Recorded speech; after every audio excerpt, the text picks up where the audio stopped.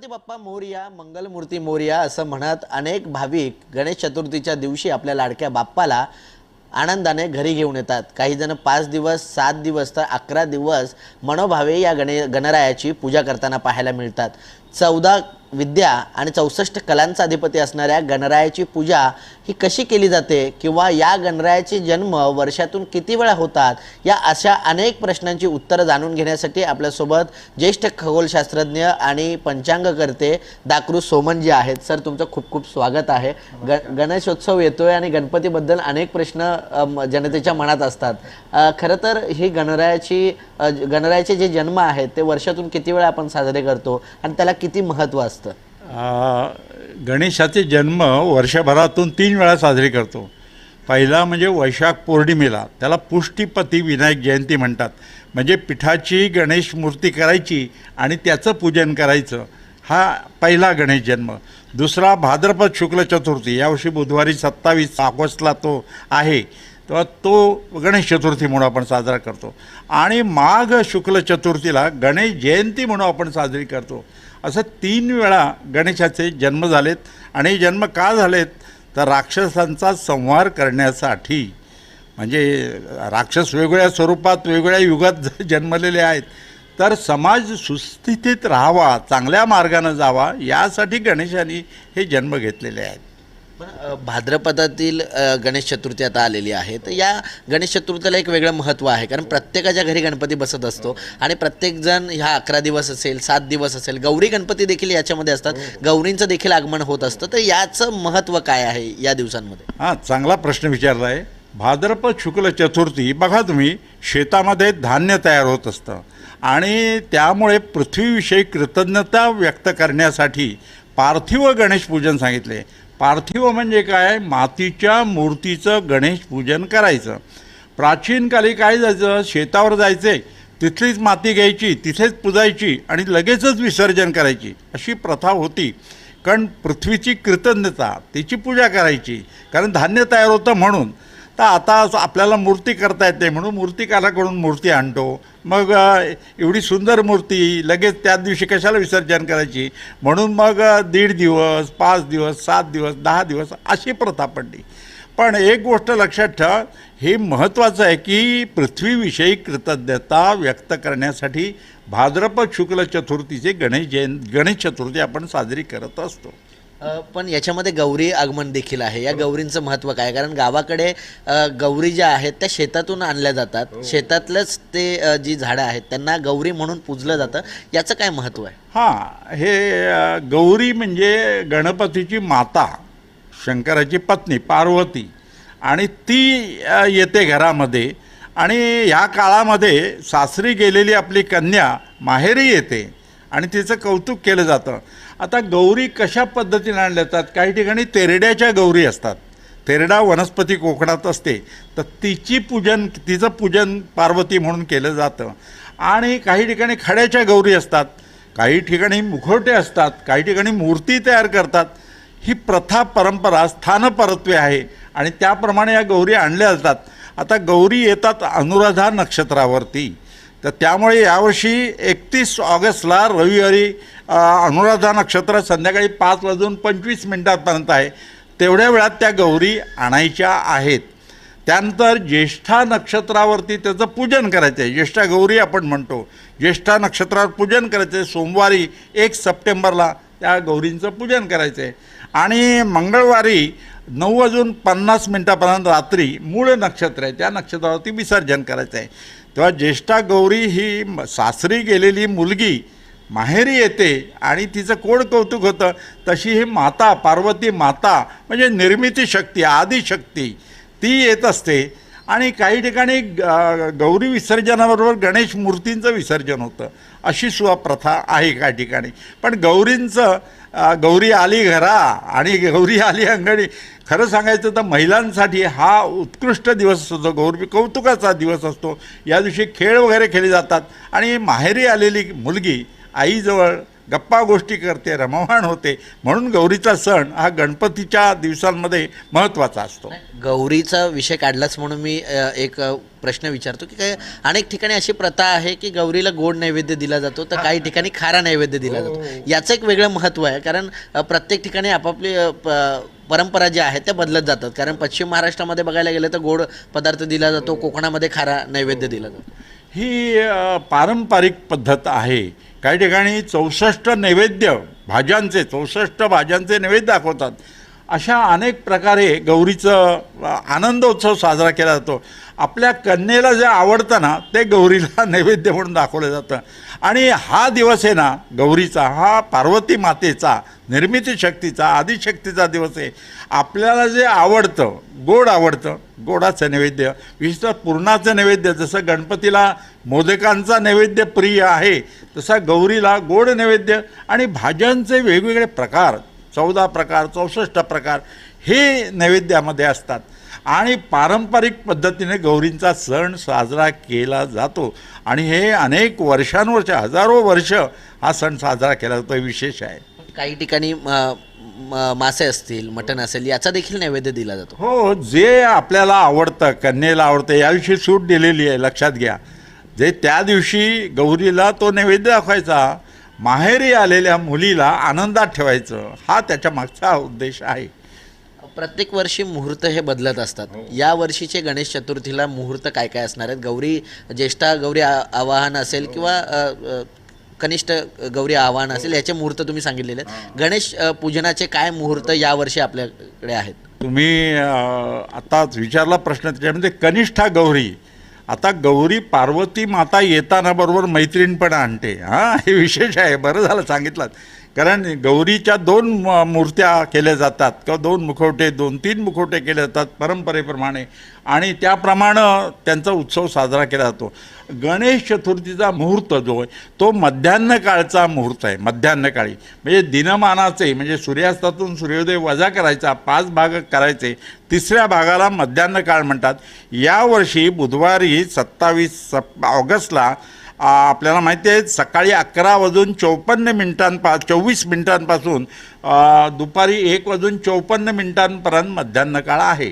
तर त्यावेळेस गणेश पूजन करायचं आहे. पण हे सर्वांना शक्य होत नाही मध्यान्ह काळी पूजन करायला. म्हणून प्रातःकाळापासून पहाटे 4 पासून दुपारी 2 वाजेपर्यंत गणेश पूजन करायचं आहे. गणेश पूजन मातीच्या मूर्तीचं करायचं आहे. हे पार्थिव गणेश पूजन आहे. आणि मूर्ती आणायची, तिची प्राणप्रतिष्ठा करायची, स्थापना करायची आणि मग गणेश मूर्ती विसर्जनाच्या दिवशी तिचं विसर्जन करायचं. ते सुद्धा उत्तर पूजा करून करायचं. म्हणजे प्राणप्रतिष्ठा करून देवत्व आणलं जातं आणि उत्तर पूजा करून ते देवत्व काढून घ्यायचं. आणि आपण जे विसर्जन करतो ते मूर्तीचं विसर्जन करतो, गणपतीचं विसर्जन करत नाही. आणखी एक सांगतो, काही लोक म्हणतात गणपती हा पाहुणा आला. खरं म्हणजे गणपती हा पाहुणा नाही आहे. गणपती वर्षानुवर्ष येतच राहणार आहे.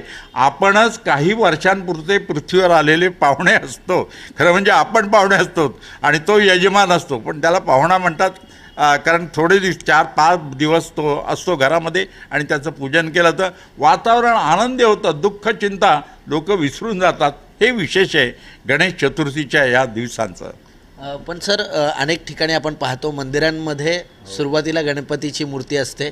अनेक कार्यांमध्ये सुपारी म्हणून गणपतीची देखील पूजा केली जाते.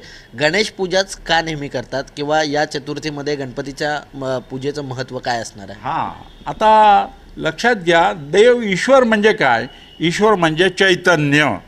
म्हणजे बघा, मुंगी चालते, मुंगी चिरडली तर काय निघून गेलं? चैतन्य निघून गेलं. तसं माणसामध्ये चैतन्य, वनस्पतींमध्ये चैतन्य. तसं गणेश म्हणजे ईश्वर म्हणजे चैतन्य. पण हे निर्गुण निराकार उपासना करता येणार नाही. म्हणून सगुण अशी उपासना करायची. म्हणून मूर्तीच असते आणि ती मूर्ती आदर्शाची असते. आता गणपती हा 14 विद्या 64 कलांचा अधिपती. पूजा का करायची? एक तरी विद्या आयुष्यात आपण शिकायला पाहिजे, एक तरी कला यायला पाहिजे आयुष्यात. त्या आदर्शाचे गुण आपल्या अंगी यावेत यासाठी पूजा करायची असते. त्या गणपतीसाठी पूजा करायची नसते, आपल्यासाठी पूजा करायची असते. हे महत्त्वाचं आहे. त्यामुळे वर्षानुवर्ष आपण गणेशोत्सव साजरा करतो पण एकही विद्या शिकत नाही. ती गणेश पूजा नव्हे. आपण आयुष्यात विद्या शिकायला पाहिजे, कला शिकायला पाहिजे. एक कला जरी आयुष्यात शिकलो ना तरी आयुष्याचं सुखमय होतं. आपण बघतो कलावंत किती आनंदात असतात. तेव्हा कला शिकली पाहिजे, विद्या शिकली पाहिजे.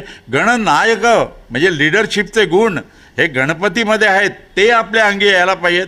आणि गणपती हा सुखकर्ता आहे. आपण सुद्धा इतरांच्या आयुष्यात सुख निर्माण करायला पाहिजे. गणपती हा दुःखहर्ता आहे, इतरांचं दुःख आपण हरण करायला पाहिजे. गणपतीचे गुण आपल्या अंगी यावेत यासाठी गणपतीचं पूजन करायचं असतं. हे लक्षात घेतलं म्हणजे आपल्याला उद्देश लक्षात येतो, कार्यकारणभाव लक्षात येतो. म्हणजे एकंदरीतच 64 कलांचा अधिपती, 14 विद्यांचा गणपतीला म्हटलं जातं. आणि त्याचमुळे या 14 विद्यांपैकी एक तरी विद्या यावी किंवा 64 कलांपैकी एक तरी कला आपल्यामध्ये यावी म्हणून आपण पूजा करतो. बरोबर, अगदी बरोबर. आणि गणपतीचे गुण तो मातृपितृ म्हणजे भक्त होता. आपल्याला माहिती आहे ते कसा नारदानं एक मोदक आणून दिला पार्वतीला, आणि कार्तिकेय आणि गणपती पार्वतीकडे हट्ट करायला लागले, मोदक मला पाहिजे. पार्वतीने सांगितलं जो कोणी सिद्धी प्राप्त करून देईल त्याला मी मोदक देईन. आणि कार्तिकेय बसला मोरावरती, सगळी देवस्थानं हिंडायला सुरुवात केली त्यांनी दर्शन घ्यायला, सिद्धी प्राप्त करायला. गणपतीनं काय केलं, आईवडिलांची पूजा केली आणि त्यांच्याभोवती प्रदक्षिणा केली आणि तिथेच उभा राहिला. कार्तिकेय दमून आला, त्याला वाटलं त्याला सिद्धी प्राप्त झाली आणि मोदक मिळेल. पार्वतीने सांगितलं नाही, आईवडिलांची सेवा करणं ही सिद्धी महत्त्वाची आहे, गणपतीलाच मी मोदक देणार. आजकाल आपल्याला माहिती आहे वृद्ध आईवडिलांची सेवा न करता वृद्धाश्रमात जी मुलं ठेवत असतात त्यांच्यासाठी हा महत्त्वाचा संदेश घ्या गणेश पूजनातून घ्यायला पाहिजे. गणपती जसा आईवडिलांचा भक्त, आईवडिलांची सेवा करणारा, तसं आपण आपल्या वृद्ध आईवडिलांची सेवा करायला पाहिजे. हा गुण महत्त्वाचा आहे. पण जसं गणेशोत्सव सर्वच घरांमध्ये साजरे होतात त्याचप्रमाणे गैरसमजुती देखील मोठ्या प्रमाणात वाढलेल्या आहेत. म्हणजे वडिलांनंतर तो मोठ्या भावानेच पूजायचा किंवा गावाकडे गणपती आहे, इथे शहरामध्ये आल्यानंतर तो गणपती गावीच पूजला जावा, इथे आणू नये, अशा प्रकारच्या अनेक गैरसमजुती या समाजामध्ये आहेत. तर याबद्दल काय आपण सांगाल? हां, चांगला प्रश्न विचारला, कारण लोकांचाच प्रश्न आहे हा. की पहिला प्रश्न असतो की आम्ही चांदीची मूर्ती पूजन केली तरी चालेल का? नाही, पार्थिव गणेश पूजन. तुम्ही चांदीची मूर्ती पूजन करा, पण शेजारी माती तरी ठेवा, त्या मातीचं पूजन करायचं आहे, पृथ्वीचं पूजन करायचं आहे. नंतर काही लोक म्हणतात गावी आणत होतो. आत्ताच तुम्ही प्रश्न जो विचारलात की मुंबईत आम्ही राहायला आलो चालेल का? चालेल. जिथे तुम्ही राहतात तिथे गणेश मूर्ती आणायला हरकत नाही. आता परदेशात सुद्धा काही लोक गेलेत. गणेशोत्सव हा ग्लोबल झालेला आहे. आज भारतीय लोक जगामध्ये प्रत्येक देशामध्ये आहेत, तिथे तिथे ते गणेशोत्सव साजरा करतात. हा ग्लोबल गणेशोत्सव आहे खरं म्हणजे, महत्त्वाचा आहे. आणखी महत्त्वाची गोष्ट, काही लोक 5 दिवस आम्ही ठेवत होतो, आता शक्य नाही, 1.5 दिवस ठेवला तरी चालेल का? चालेल. कुठल्याही ग्रंथामध्ये असं लिहिलेलं नाही की 1.5 दिवस ठेवा, 5 दिवस ठेवा, असं कुठेही लिहिलेलं नाही. हा एक गैरसमज आहे. दुसरं, वडिलांच्या निधनानंतर मोठ्या मुलानंच आणला पाहिजे. आता तुम्ही मला सांगा, इस्टेटीमध्ये भाग कोणाचा असतो? सर्वांचा असतो की नाही? मग श्राद्ध त्यांनीच करायला पाहिजे, गणेशोत्सव असं कुठेही लिहिलेलं नाही. लक्षात घ्या, कुणीही आणू शकतो किंवा एक पाळीपाळीनं सुद्धा आणू शकतात. आपण लक्षात घ्या, गणेशोत्सव आनंदासाठी आहे. आपल्याला आनंद होतो आणि इतरांना आनंद मिळतो म्हणून आहे. त्यामुळे किती दिवस आणावं हे शक्य नाही. काही ठिकाणी गरोदर स्त्री घरात असेल तर गणेश मूर्तीचं विसर्जन करत नाहीत, त्यांना वाटतं गर्भाला त्रास होईल. तसं काहीही नाही. घरात जरी गरोदर स्त्री असेल तरी गणेश मूर्तीचं विसर्जन करायला पाहिजे. आणि समजा एखाद्या वरची अडचण असेल, नाही आणता आला गणेश मूर्ती, आणता आली नाही, हरकत नाही. लक्षात ठेवा, देव हा कधी वाईट नसतो. या गैरसमजुती आहेत, चुकीच्या समजुती आहेत. तो कडक नसतो, तो त्रास देत नाही, तो कृपाळू असतो आणि तो आशीर्वाद देत असतो. हे महत्त्वाचं आहे. आणखी एक गैरसमजूत आहे की गणपती नवसाला पावतो. नवसाला देव पावत असताना सर्वच देव, तर मग सीमेवरती आपल्याला मिलिटरी ठेवावी लागली नसती, सगळे हॉस्पिटलची जरूर काय होती, नवस बोलायचं आणि मनुष्य बरा होईल. नवसाला देव पावत नाही, देव आपल्याच बदल करत असतो. म्हणजे जो भक्त आहे त्यांनी त्यांच्यात बदल करायला पाहिजे. मेहनत करा, गणपतीने एवढ्या राक्षसांचा वध केला, निदान इतरांमध्ये राहू दे, आपल्यामध्ये जे राक्षस आहेत, काम क्रोध लोभ मोह मद मत्सर, इतरांचा मत्सर करतो, भांडतो, हे राक्षस जरी आपण शमन केले ना गणपती होऊन आपणच, तर नक्कीच आपला फायदा होईल की नाही मला सांगा.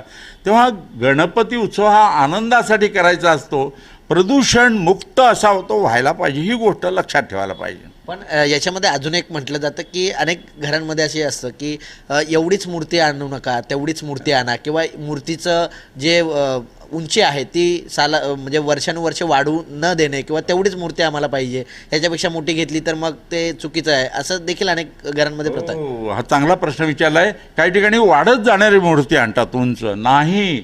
मूर्ती छोटी पाहिजे, भक्ती मोठी पाहिजे. लक्षात घ्या, इथे श्रद्धा पाहिजे. आणि ती श्रद्धा कशासाठी पाहिजे? आपल्यात चांगला बदल व्हावा यासाठी गणेश पूजन करायचं असतं. तेव्हा लक्षात घ्या, मूर्ती मोठी नको, आणि शाडूची मूर्ती पाहिजे, मातीची मूर्ती पाहिजे, पाण्यामध्ये विरघळली पाहिजे. लक्षात ठेवा, जलप्रदूषण होता कामा नये त्याच्यामुळे. तेव्हा आपण महत्त्वाची काळजी घ्यायची, मूर्ती मोठी नको, आणायला सुद्धा कठीण असतं. आणि तुम्ही विचार करा, तुमची भक्ती मोठी पाहिजे, श्रद्धा मोठी पाहिजे, तपस्या मोठी पाहिजे, मेहनत मोठी पाहिजे. ती गणपतीची मूर्ती लहान असली तरी तेवढंच पुण्य मिळतं, कमी दिवस ठेवलं तरी तेवढंच पुण्य मिळतं. किती श्रद्धेनं तुम्ही करताय यावरती त्याचं फल अवलंबून असतं. अनेक पौराणिक कथांमधून आपण सगळं तर पाहिलेलंच आहे, गणेशाचा जन्म कसा झाला, त्याला सोंड कशा प्रकारे प्राप्त झाली. मात्र गणपतीचे वाहन उंदीर हे कसं काय मिळालेलं आहे? हा चांगला प्रश्न विचार आहे. मूषक म्हणजे असं सांगितलेलं आहे, तर त्याचे दोन अर्थ होतात. आखू वाहन आहे नमा सांगितलेलं आहे. आखू शब्दाचे दोन अर्थ होतात, एक रात्र आणि काळ, आणि दुसरा अर्थ उंदीर. तेव्हा काळ म्हणजे काळावरती आरूढ झाला आहे असंच म्हणता येईल, रात्रीवरती आरूढ झाला आहे, आणि उंदरावरती आरूढ झाला आहे तो उंदीर. आता गणपती आणि संगणक ह्याच्यामध्ये साम्य आहे बघा. हा, संगणक बुद्धिवान आहे, तसा गणपती बुद्धिवान आहे की नाही. आणि संगणकावरती अनेक आपण संपर्क साधू शकतो, तसा गणपती संपर्क करणारा आहे. आणखी माऊस हा दोन्ही ठिकाणी आहे की नाही, गणपतीपुढे पण माऊस आहे आणि संगणकापुढे पण माऊस आहे. हे गंमत सोडा, पण मुलं विचारतात असे प्रश्न की बुद्धिदाता आहे, मेहनत करायला पाहिजे आणि आपण बुद्धी मिळवायला पाहिजे. तो बुद्धिदाता आहे, सुख करताय, दुःख हरता आहे, विघ्न विनाशक आहे.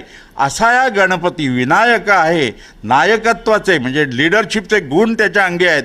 हे सर्व विद्या कला या सर्व आपल्याला यायला पाहिजेत, यासाठी आपण प्रयत्न करायला पाहिजे. आणि तोच उद्देश मूळ आहे. तो उंदीरावरती तो आरूढ झाला.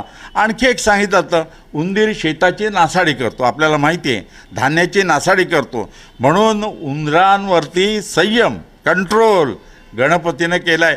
गणेश हा शेतकऱ्यांचा मित्र आहे, आणि म्हणून तो शेतकऱ्यांना धान्योत्पादन जास्त मिळावं म्हणून उंदरांना तो कंट्रोल करतो आहे, अशी त्याच्या मागची भावना आहे. परंतु एक गोष्ट लक्षात घ्या की गणपतीच्या ठिकाणी उंदीर आहे आणि काळावरती आरूढ झाला आहे, कालाप्रमाणे बदल करतो आहे तो आपल्यामध्ये, हे लक्षात घ्या. हे त्याच्या मागचा कार्यकारणभाव समजला तर वैज्ञानिक युगातसुद्धा पुढच्या पिढीला आपल्याला पटवून देता येतं, हे विशेष आहे त्याच्या मागे. पूर्वापार काळापासून हा गणेशोत्सव सुरू केला, म्हणजे लोकमान्य टिळकांनंतर हा गणेशोत्सव आत्तापर्यंत सुरूच आहे. पूर्वीच्या काळामध्ये जे शेतकरी वर्ग आहेत ते ऊस बांधून किंवा आपल्याकडे जे शेतामध्ये उगवतं असे ते भाजीपाला बांधून सजावट करत होते. मात्र आता काळ बदलला आहे, थर्माकॉल प्लास्टिक यांचा वापर मोठ्या प्रमाणात आहे. इको फ्रेंडली गणेशोत्सव म्हटलं जातं आहे. आता आवाहन देखील करतं आहे, सरकार आवाहन करते की इको फ्रेंडलीचा वापर करा, इको फ्रेंडली गणेशोत्सव साजरा करा. इको फ्रेंडली गणेशोत्सव म्हणजे काय? हे बघा, आपण जे उत्सव साजरे करतो ना ते पर्यावरणाचं रक्षण करण्यासाठी आहेत, भक्षण करण्यासाठी नाहीत. आपण उत्सव साजरे करताना निसर्गाची हानी होता कामा नये. आता जलप्रदूषण होता कामा नये, यासाठी काळजी काय घ्यायची? मातीची मूर्ती पाहिजे, जी पाण्यामध्ये सहज विरघळली गेली पाहिजे, हे महत्त्वाचं आहे. POPची मूर्ती नको, हे महत्त्वाचं आहे. तर तो एक उद्देश. दुसरा, आपण सजावट जी करतो ना ती निसर्गाची, फुलांची सजावट करायला पाहिजे. म्हणजे तुम्ही आत्ता थर्मोकोल हा नष्ट होत नाही आणि त्यामुळे थर्मोकोलची सजावट करता कामा नये. जे पर्यावरणाला घातक आहेत ना त्या गोष्टी आपण सजावटीसाठी वापरता कामा नयेत, ही गोष्ट महत्त्वाची. तसंच आरती करताना किंवा भजन गाताना माईकवरून ध्वनी प्रदूषण होणार नाही याची काळजी घ्यायला पाहिजे. आणि म्हणूनच आर्त स्वरात म्हणायची ती आरती ऐकणाऱ्याला प्रसन्न वाटलं पाहिजे. शेजारी पाजारी आजारी असतात, काही वृद्ध माणसं असतात, लहान मुलं असतात, त्यांना त्रास ध्वनीचा होता कामा नये, हे ध्वनी प्रदूषण होता कामा नये. आणि वायू प्रदूषण हल्ली जी अगरबत्ती किंवा कापूर मिळतो केमिकलचा असतो, त्याच्यामुळे श्वसन विकार वाढतात, ती काळजी घ्यायला पाहिजे. आपण उत्सव साजरा करत असताना जलप्रदूषण, ध्वनी प्रदूषण, वायू प्रदूषण होणार नाही याची काळजी घ्यायला पाहिजे. डीजेवरती सुद्धा डीजेचा आपल्याला माहिती आहे आवाज, आणि मला काळजी वाटते ज्यांना ऐकायला येत नाही त्यांची काळजी वाटत नाही, कारण त्यांचे कान ऑलरेडी बधीर झालेले आहेत. पण ज्यांना ऐकायला येतं आहे ना त्यांचे कान, श्रवणशक्ती जाता कामा नये यासाठी हे उत्सवामध्ये आपण काळजी घ्यायला पाहिजे. शेवटी उत्सव कशासाठी असतात आपण जर बघितलं ना, स्वतः आनंदी होण्यासाठी आणि इतरांना आनंदित करण्यासाठी, दुःख चिंता विसरण्यासाठी उत्सव असतात. आणि म्हणून बघा घरी आलेली मुलं, घरची मुलं, पाहुणे सगळे एकत्र आल्याने किती आनंद मिळतो. माणसं दुःख चिंता विसरून जातात. गणेश मूर्तीचं विसर्जन केल्यानंतर असं वाटतं अरे रे घर ओकं वाटतं, आहे की नाही. आणि म्हणूनच प्रसन्नता, गणेश मूर्तीसुद्धा बघा किती सुंदर दिसते. म्हणजे विचार करा, डोळे बघितल्यानंतर इतके सुंदर डोळे असतात, कान मोठे असतात. सगळं ऐकून घ्या, सर्व ऐका, म्हणून कान मोठे असतात, डोकं मोठं असतं, बुद्धी जाता, बुद्धिवान आहे. महाभारत लिहिणारा तो आहे. महर्षी व्यासांचं सुद्धा गर्वहरण त्यांनी केलेलं आहे. तर हे शिकलं पाहिजे. त्याच्यानंतर सोंड वाकडी असते आणि पुढे असते म्हणजे अणकुचीदार, सर्व ठिकाणी ते पाहते, लक्ष ठेवते. आणि पोट मोठं असतं गणपतीचं. बघा ही मूर्ती काय सांगते, इतरांचे अपराध पोटात घाला, त्यांना क्षमा करा, त्यांना तुम्ही त्याच्यावरती आक्रमण करू नका, हे अपराध क्षमा करा, हे सांगत असते. आणि खरं सांगू का, हे मूर्ती बघत राहावी असं वाटतं. किती प्रसन्न हे कलावंतांना काम करतात ना, डोळे विशेषता करतात किंवा मूर्ती करतात, बघत राहावं असं वाटतं. सुंदर मूर्ती.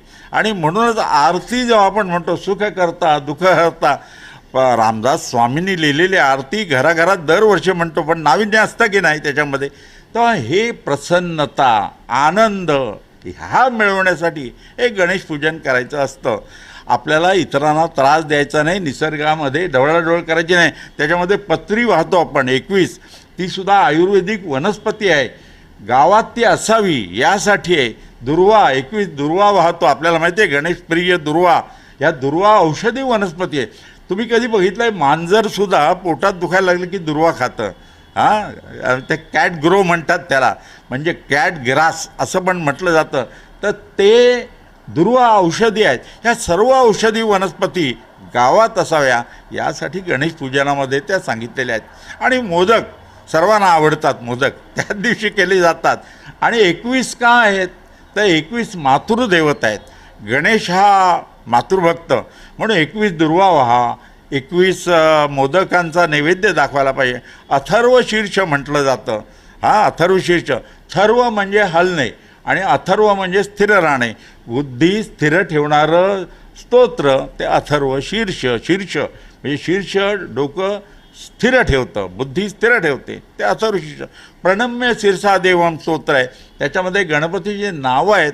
वक्रतुंड, वक्रांतुंड यती इति वक्रतुंड, म्हणजे वाईट मार्गाने जातात त्यांना तुडवतो तो वक्रतुंड. आणि सोंड वाकडी असते म्हणून त्याला वक्रतुंड म्हटलं जातं.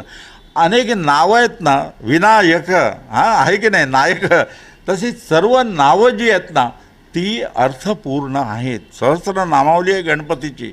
आणि खरं सांगू का, तुमची भक्ती पाहिजे. भक्ती आहे जीवनाचा अविभाज्य भाग आहे. भक्ती मनाशी किती आहे म्हणजे भक्ती पाण्यात मिसळली की त्याचं तीर्थ बनतं, भक्ती अन्नात मिसळली की त्याचा प्रसाद बनतो की नाही, भक्ती गीतात मिसळली की प्रार्थना होते, तसं भक्ती कार्यात मिसळली की सेवा बनते. म्हणूनच ही सेवा करायला पाहिजे. मानसिक मन बघा, तुम्ही मन निर्भय असेल ना तर आपण जीवनात बरीच कामं करू शकतो, पण भीती वाटत असेल तर आपण करू शकणार नाही. काही आजार असतात ना, ते मनाचे आजार अगोदर होतात आणि मग शरीराचे.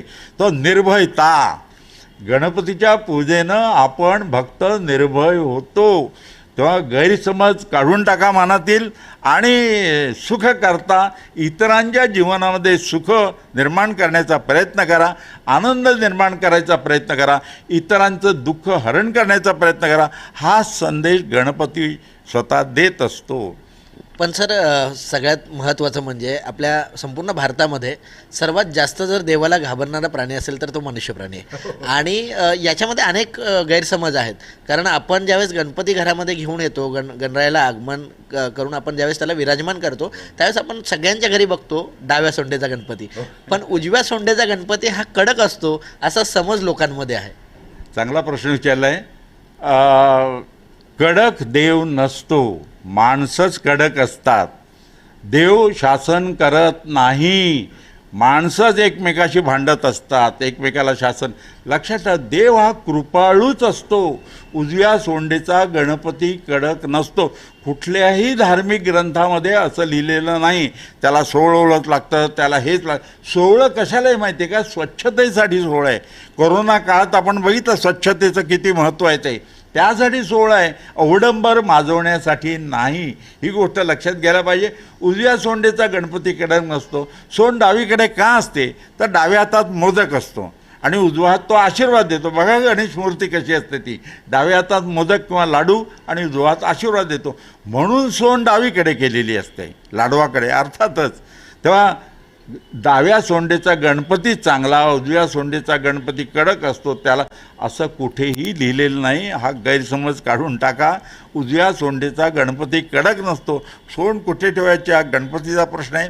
डावीकडे का असते तर डाव्या हातात मोदक असतो म्हणून डावीकडे असते. कार्यकारणभाव समजून घ्यायला पाहिजे आणि तसा जगेतलं ना तर आपण कृती जेव्हा करतो ना तर निर्भयतेने करतो. आणि दुसरी एक महत्त्वाची गोष्ट तुम्हाला सांगायची, गणेश मूर्ती मातीची असते. समजा तिला तडा गेला किंवा आपण फुलं पानं वाहतो ती ओली असतील, पाणी त्याच्यात असेल तर कदाचित तसं होऊ शकतं. घाबरायचं नाही, उत्तरपूजा करायची आणि लगेच गणेश मूर्तीचं विसर्जन करायचं. भंगलेली गणेश मूर्ती घरात ठेवायची नाही, हे महत्त्वाचं आहे. काही लोकांचा आणखी एक असतो, या वर्षीची गणेश मूर्ती पूजून घरात ठेवतात आणि गेल्या वर्षीची विसर्जन करतात.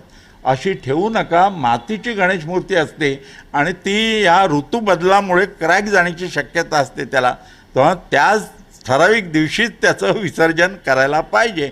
आणि महत्त्वाची गोष्ट म्हणजे हे सर्व काळजीपूर्वक करायचं. म्हणून गणपतीची मूर्ती बघा स्थापन करताना उंचावरती करतात, कारण घरात लहान मुलं असतील तर पटकन हात लावता कामा नये किंवा प्रत्येकजणी त्याला मूर्तीला हात लावायची जरूर नाही. पूजा करणारच त्याने, आणि पूजा करायला गुरुजी मिळाले नाही तर पुस्तकावरून पूजा करा. जेवढी श्रद्धेनं पूजा कराल ना तेवढं त्याचं फलं मिळतं, म्हणजे आपल्यात चांगला बदल होत असतो. आणखी महत्त्वाची गोष्ट की पूजा द्रव्य एखादी गोष्ट मिळाली नाही, चिंता करू नका. अक्षता वहा आणि मंत्र प्रार्थना करा. चूकभूल झाली क्षमा करावी आपण म्हणतो ना, तशी शेवटी प्रार्थना करा आणि मनात आपल्या ऊर्जा निर्माण व्हायला पाहिजे, आनंद निर्माण व्हायला पाहिजे, यासाठी प्रयत्न करायला पाहिजे. लोकमान्य टिळकांनी गणेशोत्सव साजरा केला लोक एकत्रित येण्यासाठी, लोकांमधला संवाद वाढवण्यासाठी आणि एक सार्वजनिक जे आरोग्य आहे ते टिकून राहण्यासाठी. मात्र आता याच सार्वजनिक गणेशोत्सवाचा एक इव्हेंट झाला आहे का? कारण प्रत्येक ठिकाणी प्रचंड खर्च, प्रचंड रोषणाई आणि डीजेच्या तालावर नाचणारी तरुणाई, या सगळ्यामुळे असं वाटतंय का की सार्वजनिक गणेशोत्सवाचा इव्हेंट झाला आहे? हा चांगला प्रश्न विचार. लोकमान्य टिळकांनी सार्वजनिक गणेशोत्सव का सुरू केला ते अगोदर मी सांगतो. की लक्षात घ्या, इंग्रज लोक होते ना ते धार्मिक कार्यात तसे ढवळाढवळ करत नव्हते. त्यामुळे गणेशोत्सवाच्या निमित्तानं लोक एकत्र येतील आणि स्वातंत्र्याची चळवळ चालवण्यासाठी त्याचा उपयोग होईल. लोकांना संदेश द्यायला, मार्गदर्शन करायला. म्हणून लोकमान्य टिळकांनी सार्वजनिक गणेशोत्सव सुरू केला. उद्देश काय होता? स्वातंत्र्य मिळवणं. आपण स्वतंत्र झालो, पण अजूनही आरोग्याबद्दल आपण लोकांना जागृत करायला पाहिजे, शिक्षणाबद्दल जागृत करायला पाहिजे, सार्वजनिक सेवेबद्दल, स्वच्छतेबद्दल जागृत करायला पाहिजे आणि पुढच्या पिढीला मार्गदर्शन करेल असे कार्यक्रम ठेवायला पाहिजेत. तेव्हा इव्हेंट होता कामा नये. इव्हेंट म्हणजे उत्साह ठीक आहे, त्या दृष्टीने ठीक आहे, परंतु त्याचा त्रास समाजाला होता कामा नये. वर्गणी वसूल करताना सुद्धा ती वसुली नाही, स्वेच्छेनं द्यायला पाहिजे, लोकांनी आपणून द्यायला पाहिजे. तसे कार्यक्रम चांगले ठेवायला पाहिजेत आणि ध्वनी प्रदूषण होणार नाही. हल्ली लेझर किरणांचा गैरवापर केला जातो. लेझर किरणांचा असा गैरवापर होता कामा नये, कारण दृष्टीला त्याचा त्रास होतो, श्रवणशक्तीला त्रास होतो या डिझाईनमुळे. तर हे टाळलं पाहिजे. आपणच आपले उत्सव चांगल्या पद्धतीनं साजरे करायला पाहिजेत. आणि हे उत्सव ग्लोबल आहेत. तुम्हाला माहिती असेल, परदेशी लोक गणेशोत्सव पाहायला येत असतात. तर अशावेळी आपले उत्सव धार्मिकपणे अतिशय चांगल्या पद्धतीनं साजरे करायला आपणच पाहिजेत. आणि गणेश मूर्तीचं विसर्जन करताना सुद्धा मिरवणूक पाहायला लोक येत असतात. आता हल्ली शिस्तीनं चालतात, ते सुद्धा ठराविक वेळेत मिरवणूक पोचली पाहिजे आणि गणेश मूर्तीचं विसर्जन व्हायला पाहिजे, हे लक्षात घ्यायला पाहिजे. धार्मिक भावना जपल्या पाहिजेत आणि प्रदूषण होता कामा नये याची काळजी सार्वजनिक मंडळं जे आहेत त्यांनी करायला पाहिजे. आणि समाज प्रबोधनाचे कार्यक्रम आपल्या मंडळातर्फे राबवले पाहिजेत, हे महत्त्वाचं आहे. यावर्षी म्हणजे दरवर्षी अनंत चतुर्दशीला आपण गणरायाचं विसर्जन करत असतो. अनंत चतुर्दशीलाच हे विसर्जन का करतात? आणि दुसरा प्रश्न असा आहे की दरवेळेस विसर्जनाच्या वेळेस सगळीच लहान मुलं म्हणत असतात की गणपती बाप्पा मोरया, पुढच्या वर्षी लवकर या. तर पुढच्या वर्षी गणरायाचं आगमन कधी असणार आहे? बरोबर. पहिला प्रश्न की अनंत चतुर्दशी आणि गणेश मूर्ती विसर्जन याचा काहीही संबंध नाही, ही गोष्ट लक्षात घ्यायला पाहिजे. अनंत चतुर्दशीला का? तर पौर्णिमेच्या दिवशी कधीकधी श्राद्ध पक्ष सुरू होतो. आपल्याला माहिती श्राद्ध पक्ष कधीकधी पौर्णिमेला अपराह्नकाळी प्रतिपदा जर असेल त्या दिवशी तर प्रतिपदा श्राद्ध असतं. त्यामुळे श्राद्ध पक्ष पौर्णिमेला सुरू होतो. तर शेवटचा दिवस तो म्हणजे अनंत चतुर्दशीचा. म्हणून सार्वजनिक गणेश मूर्तीचं विसर्जन अनंत चतुर्दशीला केलं जातं. हे अनंत चतुर्दशी आणि गणेश मूर्तीचं विसर्जन याचा संबंध नाही. तो दिवस शेवटचा म्हणून पौर्णिमेनंतर श्राद्ध पक्ष सुरू होतो म्हणून तो दिवस शेवटचा. आणखी तुम्ही प्रश्न विचारला आहे, गणपती बाप्पा मोरया, पुढच्या वर्षी लवकर या. पण एक सांगतो, गणपती बाप्पा मोरया, पुढच्या वर्षी लवकर या प्रार्थना करायला हरकत नाही, पण पुढच्या वर्षी गणेश बाप्पाचं आगमन 21-22 दिवस उशिरा होणार आहे. कारण पुढच्या वर्षी ज्येष्ठ महिना अधिक आहे. त्यामुळे भाद्रपद शुक्ल चतुर्थी सोमवार 14 सप्टेंबर 2026ला सोमवारी गणेश मूर्तीचं, गणेश बाप्पाचं आगमन होणार आहे. तेव्हा तारीख लक्षात ठेवा, सोमवार 14 सप्टेंबर 2026ला पुढच्या वर्षी गणपती बाप्पाचं आगमन होणार आहे. असा हा बाप्पा ग्लोबल गणेशोत्सव जगभर साजरा होत असतो. आपण सुद्धा आनंदानं, उत्साहानं साजरा करायला पाहिजे. पण पूजन करण्यामागचा उद्देश पुन्हा एकदा सांगतो, आपण निर्भय झालं पाहिजे, निर्भय व्हायला पाहिजे. आणि विशेष म्हणजे 14 विद्या 64 कलांचा अधिपती. आयुष्यात एक तरी विद्या, एक कलेमध्ये आपण जर प्रावीण्य मिळालं आणि गणपती गणांचा नायक, लिडरशिपचे गुण आपण आपल्या अंगी घेतले तर माझी खात्री आहे गणेश पूजनामुळे फलित आपल्याला मिळणार आहे. तेव्हा निर्भयपणे गणेश पूजन करा आणि बाप्पाला विनवणी करा की माझ्यामध्ये चांगला बदल होऊ दे, मी चांगला वागू दे आणि मग इतरांकडून चांगलं वागण्याची आपण अपेक्षा करू शकतो. आणि महत्त्वाची गोष्ट, लहान मुलंसुद्धा आईला विचारतात विसर्जन मूर्तीचं झाल्यानंतर, आई आता बाप्पा एकत्र काय करत असतील? तर आई सांगते मुलांना, मला माझं लहानपण आठवतं की बाप्पा आपापसात चर्चा करतोय त्या घरची मुलं कशी वागली. तेव्हा चांगलं वागायचं घरामध्ये. आणि गणेशाचं आगमन झालं तर आपण चांगले वागतो ना, तसं वर्षभर वागलं पाहिजे, हे महत्त्वाचं आहे. तर त्याच्या मागचा उद्देश आपण समजून घ्या. तर म्हणूया गणपती बाप्पा मोरया, पुढच्या वर्षी लवकर या, आनंदानं सुखानं आपण साम्राज्य घेऊन या, अशी प्रार्थना करूया. नक्कीच एकंदरीत पाहायचं झालं तर ज्यावेळेस धार्मिक श्रद्धेला विज्ञानाची जोड येते त्यावेळेस कुठेतरी या माणसांमधले जे गैरसमज आहेत ते दूर व्हायला सुरुवात होतात. अनेक गैरसमज प्रेक्षकांच्या मनामध्ये होते ते आपण दूर केलेले आहात. गणपती उजव्या सोंडेचा कडक असतो का, किंवा हे अनेक प्रश्न लहानपणापासून आम्हाला देखील पडलेले आहेत, प्रेक्षकांना देखील पडलेले आहेत. गणपती मूर्ती मोठी असावी का, छोटी असावी का, POPची असावी की मातीची असावी, अनेक प्रश्न प्रेक्षकांच्या मनामध्ये होते. आपण ते सोडवलेत आणि त्याला विज्ञानाची जोड होती हे विशेष. त्यामुळे तुमचं खूप खूप आभार व्यक्त करतो. जय महाराष्ट्र वृत्तवाहिनीच्या वतीने आपण सविस्तर अशी गणरायाची माहिती दिली आणि गणरायाच्या बद्दल सविस्तर प्रेक्षकांना माहिती दिल्याबद्दल. नक्कीच गणपतीबद्दलचे जे काही गैरसमज होते ते आपण विज्ञानाच्या जोड देऊन आपण सगळे ऐकून घेतलेले आहेत. आणि खरं तर गणेशोत्सव साजरा होत असताना तो इको फ्रेंडली साजरा व्हावा आणि त्या गणपतीला जे महत्त्व आहे किंवा 64 कला आणि 14 विद्यापैकी एक तरी विद्या आपल्यामध्ये यावी किंवा 64 कलांपैकी एक तरी कला आपल्याला अवगत व्हावी, यासाठी आपण हे गणेशोत्सव किंवा गणेश पूजन करत असतो. अशा प्रकारची माहिती जी आहे ती ज्येष्ठ खगोलशास्त्रज्ञ आणि पंचांगकर्ते दाकूर सोमन यांनी दिलेली आहे. व्हिडिओ जर्नलिस्ट राजेश धोत्रेसह कुणाल भोईटे, जय महाराष्ट्र न्यूज, ठाणे.